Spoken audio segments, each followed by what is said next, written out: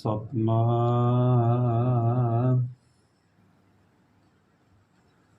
ਧੰਨ ਵਾਹਿਗੁਰੂ ਸਾਹਿਬ ਜੀ। ਤੇਰੇ ਕਵਣ ਕਵਣ ਗੁਣ ਕਹਿ ਕਹਿ ਗਾਵਾਂ, ਤੂੰ ਸਾਹਿਬ ਗੁਣੀ ਨਿਧਾਨਾ। ਤੁਮਰੀ ਮਹਿਮਾ ਵਰਨ ਨ ਸਕੂੰ, ਤੂੰ ਠਾਕਰ ਊਚ ਭਗਵਾਨਾ।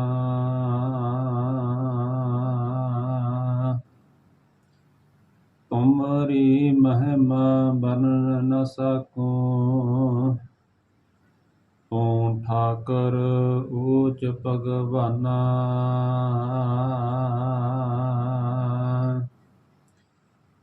ਜੁਗ ਹੋ ਜੁਗ ਅਟਲ, ਚਵਰ ਸ਼ਬਰ ਤਖਤ ਦੇ ਮਾਲਕ, ਪਰਮ ਸਨਮਾਨਯੋਗ ਸਤਿਗੁਰੂ ਧੰਨ ਸਾਹਿਬ ਸ੍ਰੀ ਗੁਰੂ ਗ੍ਰੰਥ ਸਾਹਿਬ ਸੱਚੇ ਪਾਤਸ਼ਾਹ ਜੀ ਕਿਰਪਾਲੂ ਦਾਤਾ ਜੀ ਦੀ ਪਾਵਨ ਪਵਿੱਤਰ ਹਜ਼ੂਰੀ ਅੰਦਰ ਸੁਭਾਏਮਾਨ ਸਤ ਸੰਗੀ ਜਨੋ, ਆਓ ਗੁਰੂ ਚਰਨਾਂ ਵਿੱਚ ਆਪੋ ਆਪਣੀਆਂ ਸੁਰਤੀਆਂ ਬਿਰਤੀਆਂ ਨੂੰ ਇਕਾਗਰ ਕਰਦੇ ਹੋਏ ਆਪਸ ਵਿੱਚ ਪਾਈਏ ਫਤਿਹ ਦੀ ਸਾਂਝ। ਪ੍ਰੇਮ ਸਤਿਕਾਰ ਦੇ ਨਾਲ ਆਖੋ ਜੀ ਵਾਹਿਗੁਰੂ ਜੀ ਕਾ ਖਾਲਸਾ, ਵਾਹਿਗੁਰੂ ਜੀ ਕੀ ਫਤਿਹ। ਧੰਨ ਸਾਹਿਬ ਸ੍ਰੀ ਗੁਰੂ ਗ੍ਰੰਥ ਸਾਹਿਬ ਸੱਚੇ ਪਾਤਸ਼ਾਹ ਜੀ ਦੀ ਬਾਣੀ ਨੂੰ ਸੁਣਿਆ ਜਾਏ ਤੇ ਗਾਉਂਦਿਆਂ ਸੁਣਦਿਆਂ ਅੰਦਰ ਭਾਵਨਾ ਹੈ ਤਾਂ ਉਸ ਗਾਉਣ ਤੇ ਸੁਣਨ ਦੇ ਨਾਲ ਹੀ ਸਾਡੇ ਜੀਵਨ ਦੇ ਵਿੱਚ ਬੜਾ ਵੱਡਾ ਪਲਟਾ ਆ ਸਕਦਾ ਹੈ।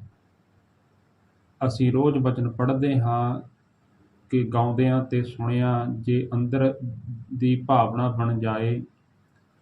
ਧੰਨ ਗੁਰੂ ਨਾਨਕ ਸਾਹਿਬ ਸੱਚੇ ਪਾਤਸ਼ਾਹ ਜੀ ਕਹਿੰਦੇ ਹਨ ਕਿ ਗਾਉਂਦਿਆਂ ਸੁਣਦਿਆਂ ਹੀ ਮੈਨੂੰ ਤੂੰ ਆਪਣੇ ਅੰਦਰ ਦੇ ਦੁੱਖ ਦੇ ਦੇਵੀਂ, ਇਸ ਦੇ ਬਦਲੇ ਮੈਂ ਤੈਨੂੰ ਸਦੀਵ ਕਾਲ ਲਈ ਆਤਮਕ ਸੁੱਖ ਦੇ ਦੇਵਾਂਗਾ। ਤੀਸਰਾ ਬਚਨ ਹੈ ਭਾਵਨਾ। ਆਪਾਂ ਰੋਜ਼ ਪੜ੍ਹਦੇ ਹਾਂ ਗਾਵੀਐ ਸੁਣੀਐ ਮਨ ਰੱਖੀਐ ਭਾਉ, ਦੁੱਖ ਪਰ ਹਰਸੋ ਘਰ ਲੈ ਜਾਏ। ਧੰਨ ਗੁਰੂ ਹਰਗੋਬਿੰਦ ਸਾਹਿਬ ਸੱਚੇ ਪਾਤਸ਼ਾਹ ਜੀ ਨੂੰ ਅਸੀਂ ਯਾਦ ਕਰੀਏ।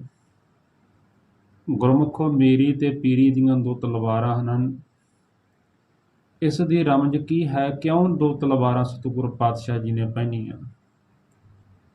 ਧੰਨ ਗੁਰੂ ਗ੍ਰੰਥ ਸਾਹਿਬ ਜੀ ਦੀ ਅੰਮ੍ਰਿਤ ਬਾਣੀ ਦੇ ਵਿੱਚ ਭੱਟਾਂ ਨੇ ਧੰਨ ਗੁਰੂ ਅਰਜਨ ਸਾਹਿਬ ਸੱਚੇ ਪਾਤਸ਼ਾਹ ਜੀ ਦੇ ਲਈ ਦੋ ਖਾਸ ਸ਼ਬਦ ਵਰਤੇ। ਪਹਿਲੇ ਸਵਈਏ ਦੇ ਵਿੱਚ ਤੇ ਨਾਲ ਦੇ ਸਵਈਏ ਵਿੱਚ ਹਜ਼ੂਰ ਦੇ ਜੀਵਨ ਸੰਬੰਧੀ ਬਚਨ ਕਹੇ।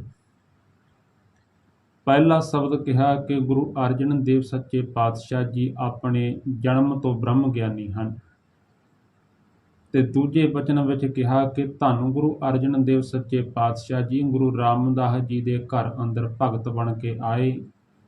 ਸਤਿਗੁਰੂ ਪਾਤਸ਼ਾਹ ਜੀ ਦੀ ਅੰਮ੍ਰਿਤ ਗੁਰਬਾਣੀ ਦੇ ਵਿੱਚ ਭੱਟਾਂ ਦੇ ਸਵਈਆਂ ਦੇ ਇਹ ਬਚਨ ਨੇ, ਤੈ ਜਨਮਤ ਗੁਰਮਤਿ ਬ੍ਰਹਮ ਪਛਾਣਿਓ।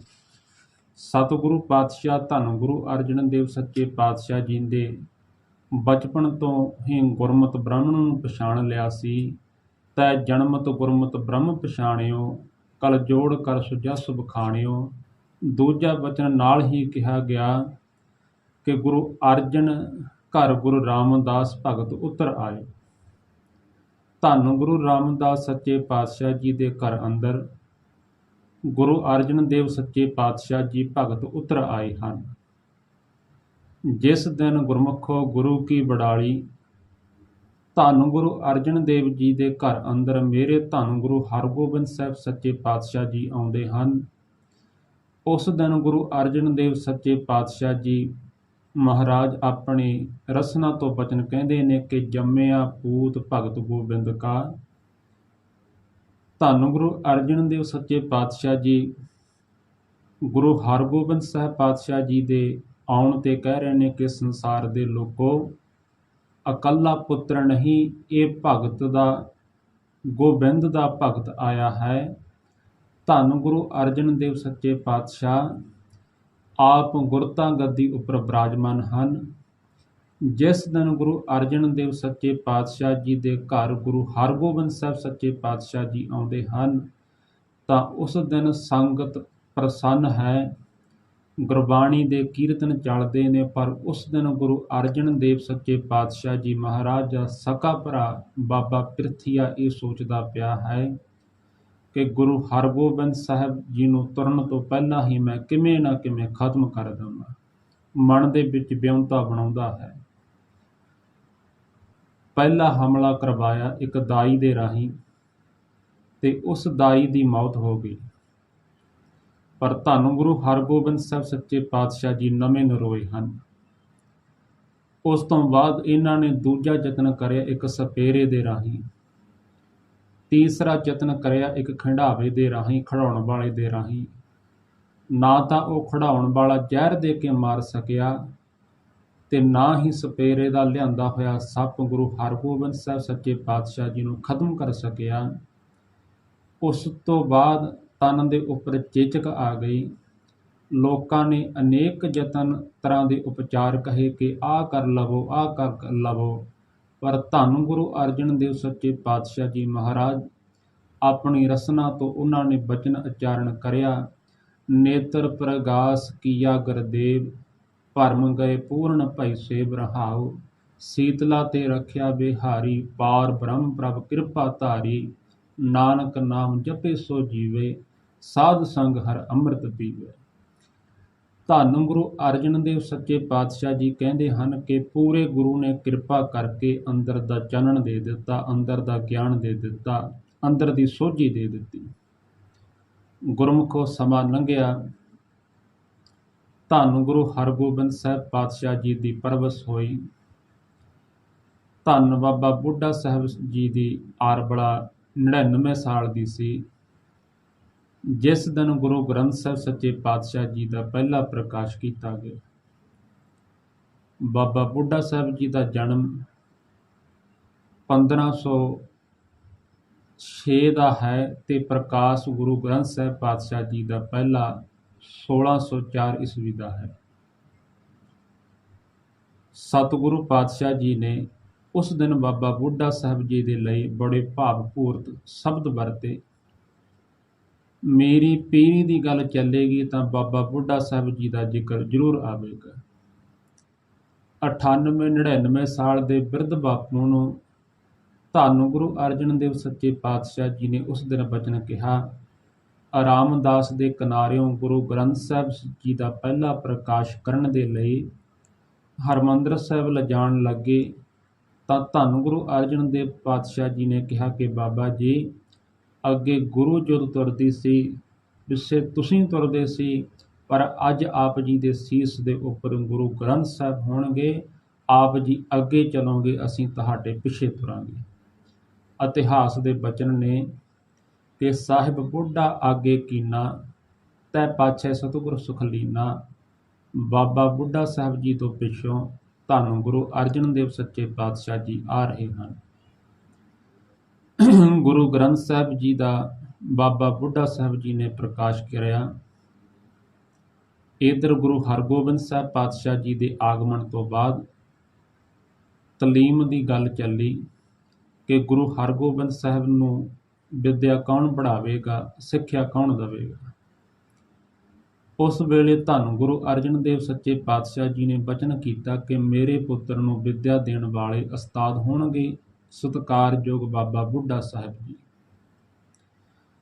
ਬਾਬਾ ਬੁੱਢਾ ਸਾਹਿਬ ਜੀ ਨੇ ਗੁਰੂ ਹਰਗੋਬਿੰਦ ਸਾਹਿਬ ਜੀ ਦੇ ਆਉਣ ਦੀ ਅਰਦਾਸ ਕੀਤੀ ਤੇ ਗੁਰੂ ਅਰਜਨ ਦੇਵ ਸੱਚੇ ਪਾਤਸ਼ਾਹ ਜੀ ਕਹਿਣ ਲੱਗੇ ਕਿ ਬਾਬਾ ਜੀ, ਤੁਸੀਂ ਹਰਗੋਬਿੰਦ ਨੂੰ ਤਾਲੀਮ ਦੇਣੀ ਹੈ, ਇਹਨਾਂ ਨੂੰ ਧੁਰ ਕੀ ਬਾਣੀ ਦੀ ਸੰਥਿਆ ਦੇਣੀ ਹੈ। ਬਾਬਾ ਬੁੱਢਾ ਸਾਹਿਬ ਜੀ ਨੇ ਕਿਹਾ ਕਿ ਸੱਚੇ ਪਾਤਸ਼ਾਹ, ਆਪ ਦਾਸ ਦੇ ਉੱਪਰ ਕਿਰਪਾ ਕਰੋ, ਤੁਹਾਡੇ ਘਰ ਦੇ ਪਸ਼ੂ ਪਾਲਣ ਵਾਲਾ, ਤੁਹਾਡੇ ਖੇਤਾਂ ਦੀ ਰਖਵਾਲੀ ਕਰਨ ਵਾਲਾ ਹਾਂ। ਇਸ ਬਾਲਕ ਨੂੰ ਤਾਂ ਉਹ ਵਿਦਿਆ ਦੇਵੇ ਜਿਸ ਕੋਲ ਆਪ ਗਿਆਨ ਹੋਵੇ। ਮੈਂ ਤਾਂ ਅਨਪੜ੍ਹ ਹਾਂ, ਮੈਨੂੰ ਕੀ ਸਮਝ ਹੈ। ਪਰ ਧੰਨ ਗੁਰੂ ਅਰਜਨ ਸਾਹਿਬ ਸੱਚੇ ਪਾਤਸ਼ਾਹ ਜੀ ਦੇ ਬਚਨ ਸਨ ਕਿ ਬਾਬਾ ਜੀ, ਜਿਹੜੇ ਗੁਣ ਦੇਖ ਕੇ ਗੁਰੂ ਨਾਨਕ ਸਾਹਿਬ ਸੱਚੇ ਪਾਤਸ਼ਾਹ ਜੀ ਨੇ ਆਪ ਜੀ ਨੂੰ ਬੁੱਢੇ ਦੀ ਪਦਵੀ ਦੇ ਦਿੱਤੀ ਸੀ।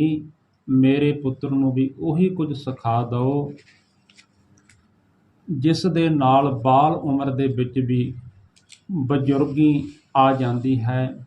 ਬਜ਼ੁਰਗੀ ਦਾ ਅਰਥ ਗੁਰਮੁਖੋ ਇੱਥੇ ਉਮਰ ਦਾ ਢਲਣਾ ਨਹੀਂ।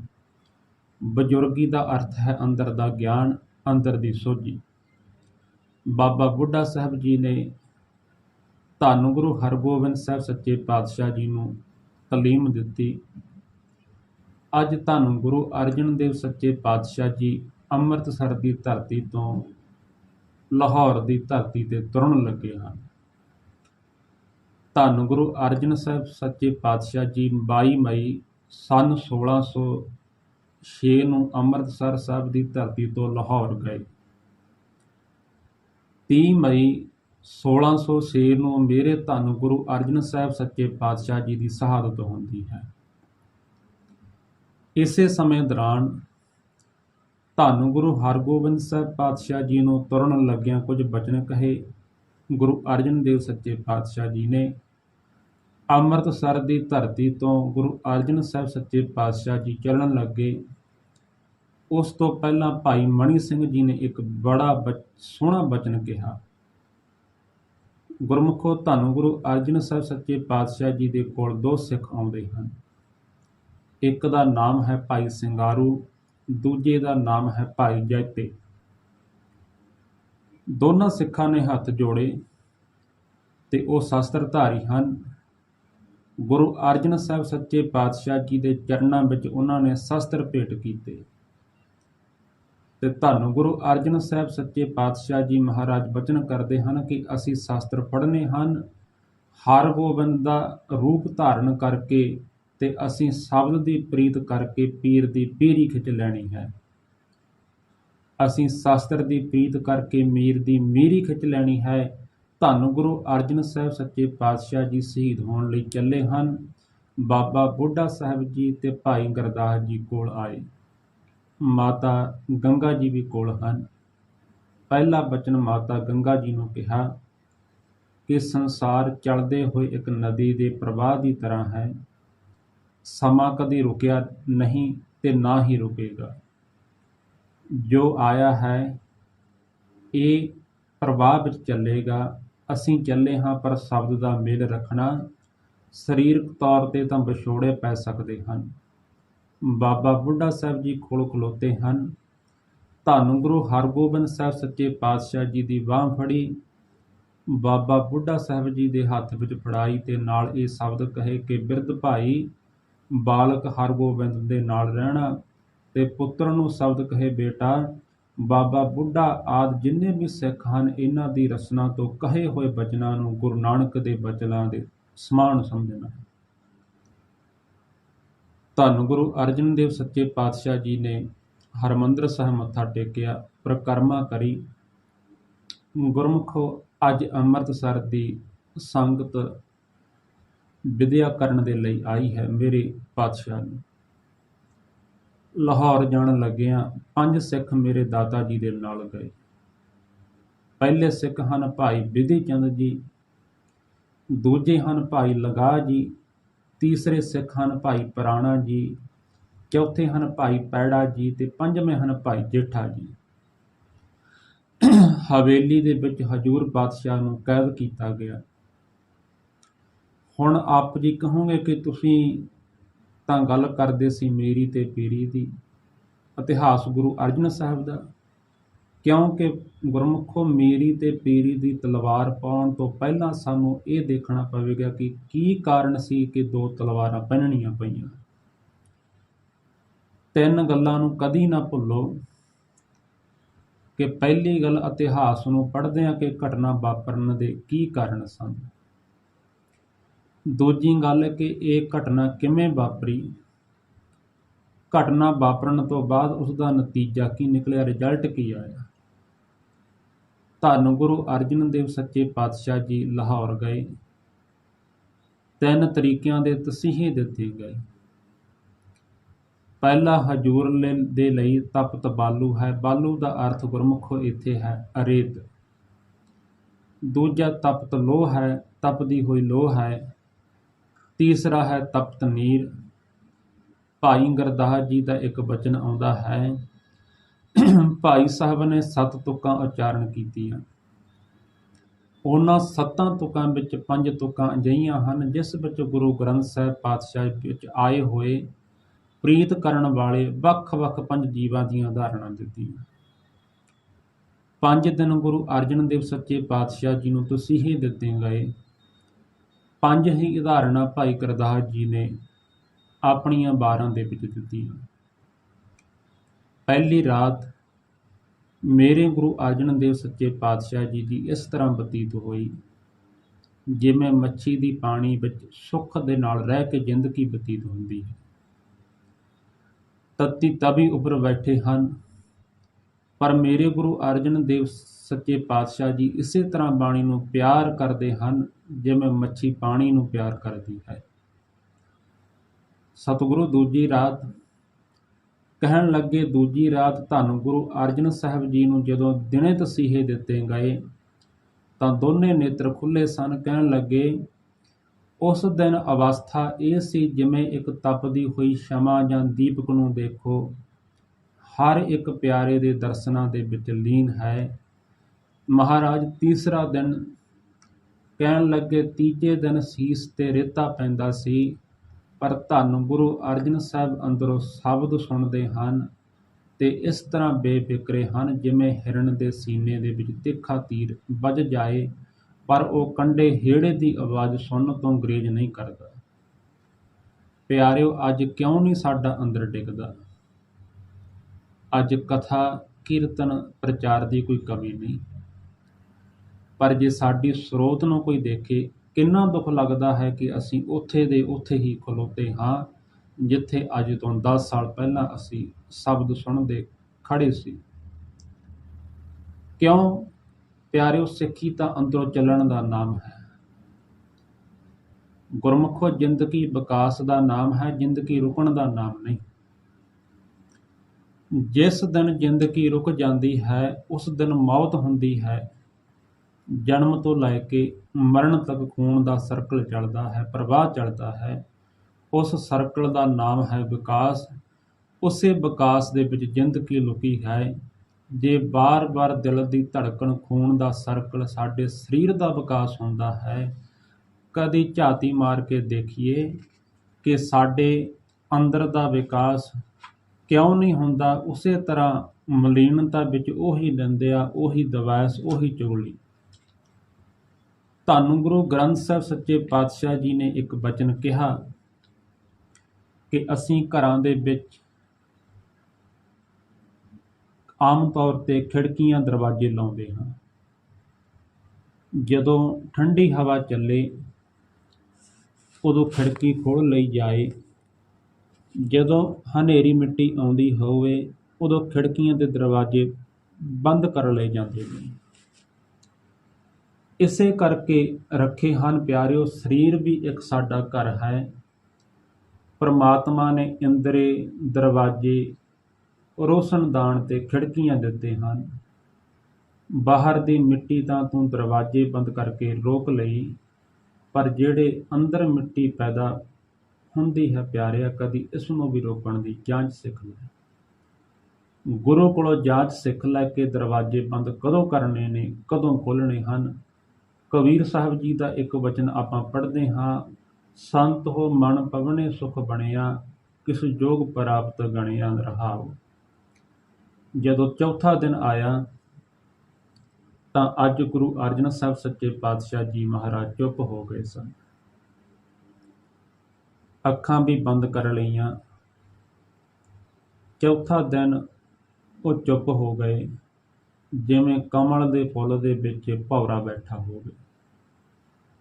ਸੁਗੰਧੀ ਲੈਂਦਿਆਂ ਆਪਣੇ ਆਪ ਹੀ ਚੁੱਪ ਕਰ ਜਾਂਦਾ ਹੈ।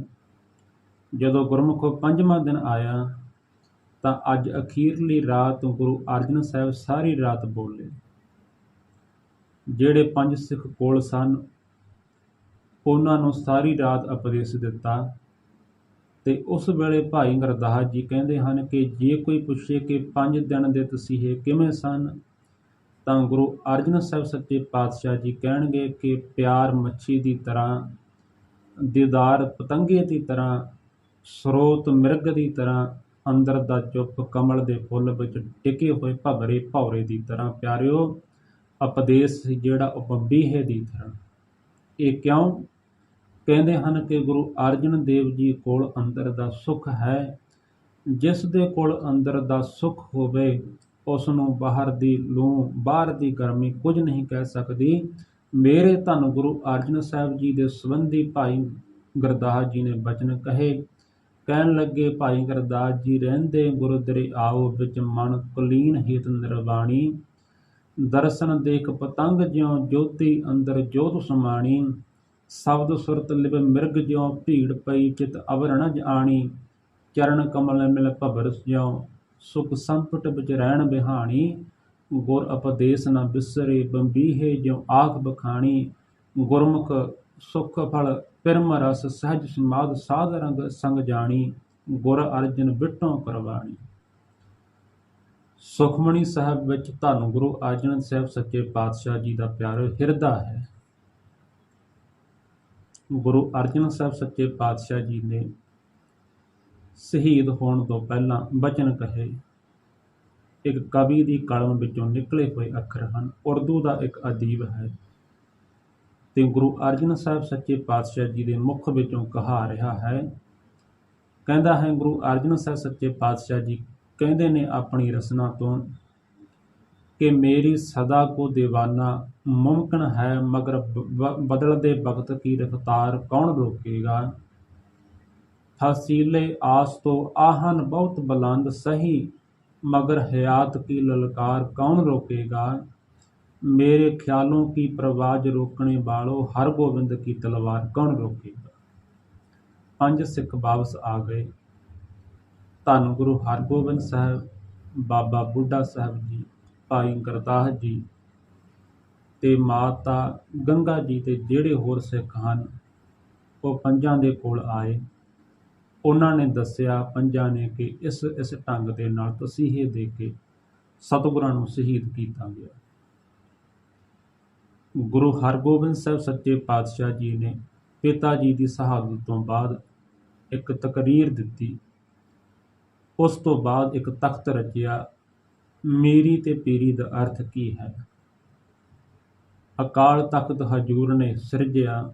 ਬਾਬਾ ਬੁੱਢਾ ਸਾਹਿਬ ਜੀ ਨੂੰ ਕੋਲ ਬੁਲਾਇਆ। ਕਹਿਣ ਲੱਗੇ ਕਿ ਰਾਜਿਆਂ ਦੇ ਤਖਤ ਇਸ ਕਰਕੇ ਹੁੰਦੇ ਹਨ ਕਿ ਇਨਸਾਫ ਮਿਲੇ ਤੇ ਜਿਸ ਤਖਤ ਤੇ ਬੈਠ ਕੇ ਸੱਚ ਦੀ ਗੱਲ ਕਰਨ ਵਾਲਿਆਂ ਨੂੰ ਵੀ ਤਸੀਹੇ ਦਿੱਤੇ ਜਾਂਦੇ ਹੋਣ। ਮੈਂ ਉਸ ਦੇ ਉਲਟ ਅਜਿਹੇ ਤਖਤ ਦੀ ਸਿਰਜਣਾ ਕਰਨੀ ਚਾਹੁੰਦਾ ਹਾਂ ਜਿੱਥੇ ਆਏ ਹੋਏ ਮਜ਼ਲੂਮ ਨੂੰ ਰੱਖਿਆ ਵੀ ਮਿਲੇ।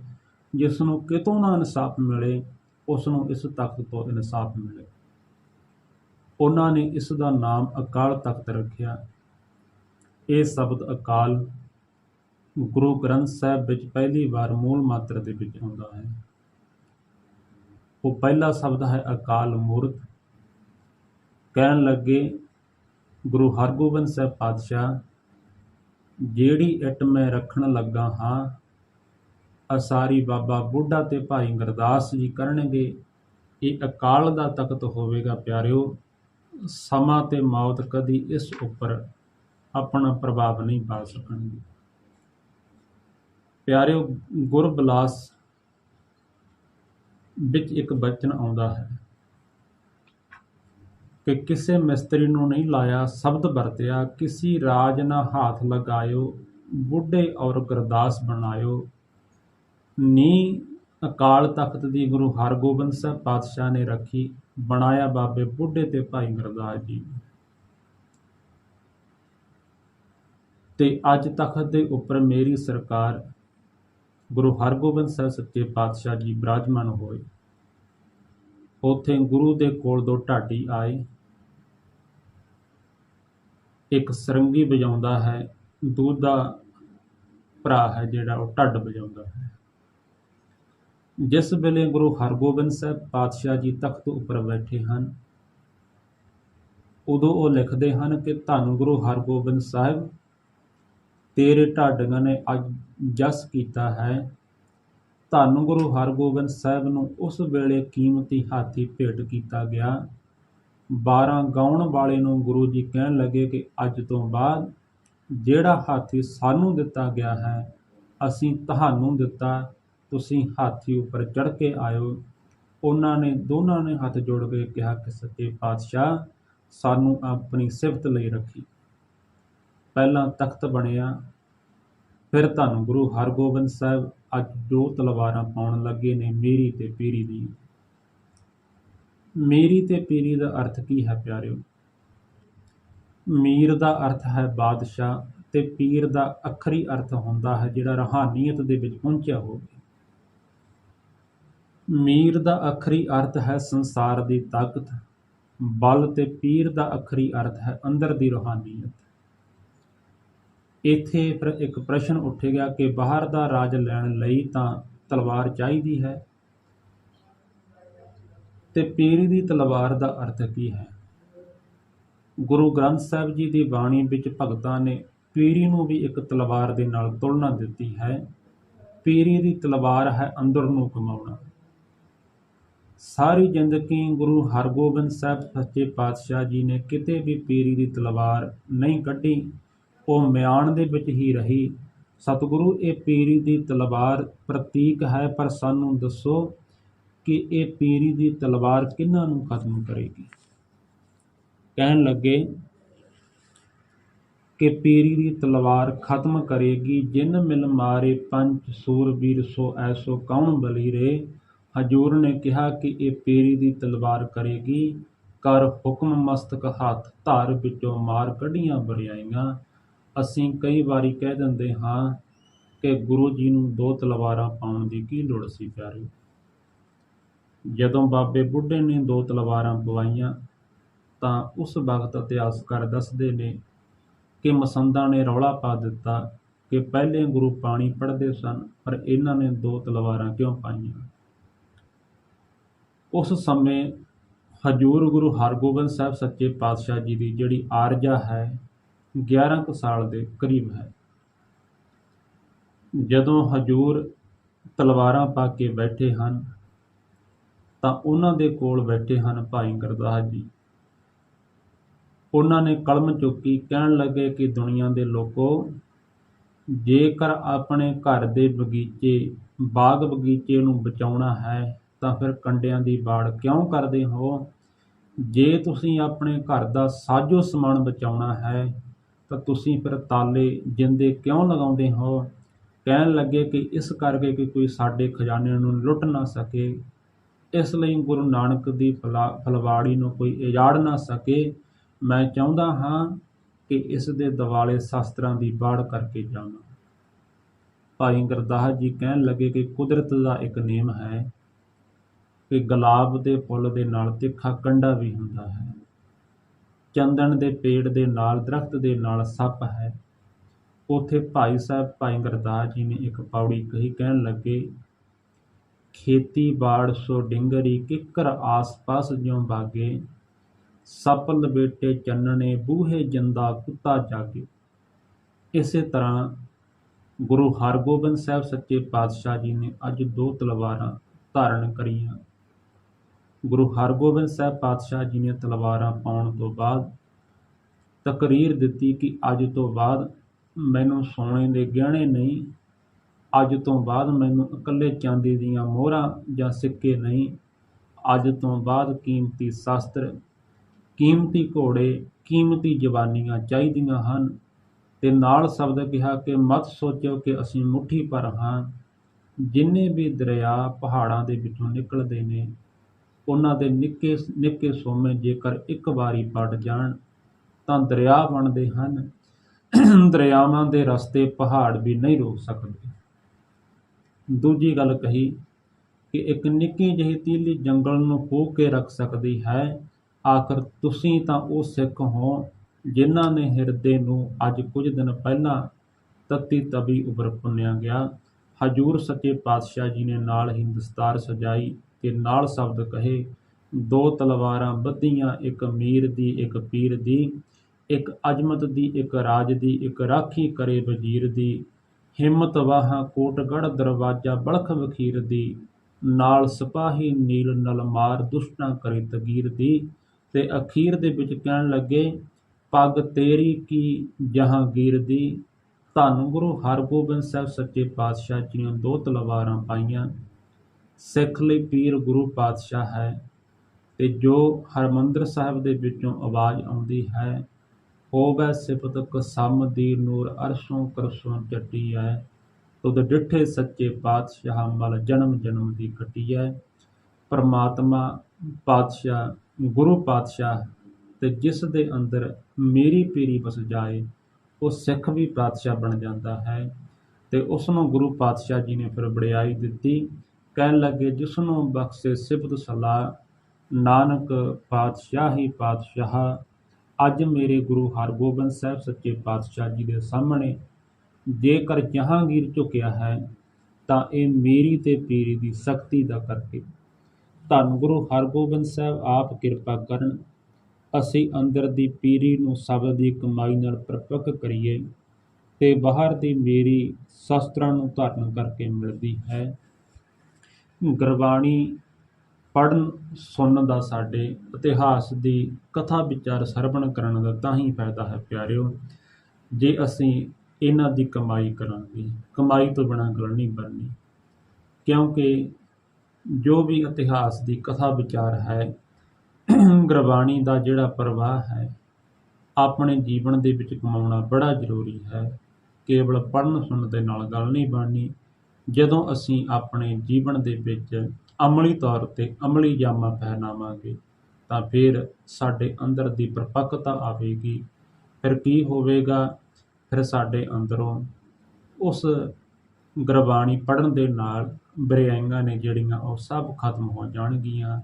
ਤਾਂ ਕਰਕੇ ਪਾਤਸ਼ਾਹ ਜੀ ਅੰਮ੍ਰਿਤ ਗੁਰਬਾਣੀ ਦੇ ਵਿੱਚ ਕਹਿੰਦੇ ਨੇ ਕਿ ਸਤਿਗੁਰੂ ਪਾਤਸ਼ਾਹ ਜੀ ਜਦੋਂ ਗੁਰੂ ਕਾ ਸਿੱਖ ਗੁਰਬਾਣੀ ਨੂੰ ਪੜ੍ਹੇਗਾ, ਤਾਂ ਉਹਦੇ ਅੰਦਰੋਂ ਇਹ ਜਿਹੜੇ ਭੈੜੇ ਰੋਗ ਨੇ, ਵਿਕਾਰਾਂ ਦੇ ਰੋਗ ਨੇ, ਇਹ ਆਪਣੇ ਆਪ ਖਤਮ ਹੋ ਜਾਣਗੇ। ਸਤਿਗੁਰੂ ਕਿਰਪਾ ਕਰਨ, ਅਸੀਂ ਵੀ ਆਪਣੇ ਅੰਦਰ ਦੀ ਸੋਝੀ ਨੂੰ ਪਰਿਪੱਕ ਕਰੀਏ, ਗੁਰਬਾਣੀ ਪੜ੍ਹੀਏ, ਨਿਤਨੇਮ ਕਰਿਆ ਕਰੀਏ, ਤਾਂ ਕਿ ਗੁਰੂ ਪਾਤਸ਼ਾਹ ਜੀ ਆਪ ਹੀ ਕਿਰਪਾ ਕਰਨਗੇ, ਸਾਨੂੰ ਵੀ ਅੰਦਰ ਦੀਆਂ ਦਾਤਾਂ ਬਖਸ਼ਣਗੇ।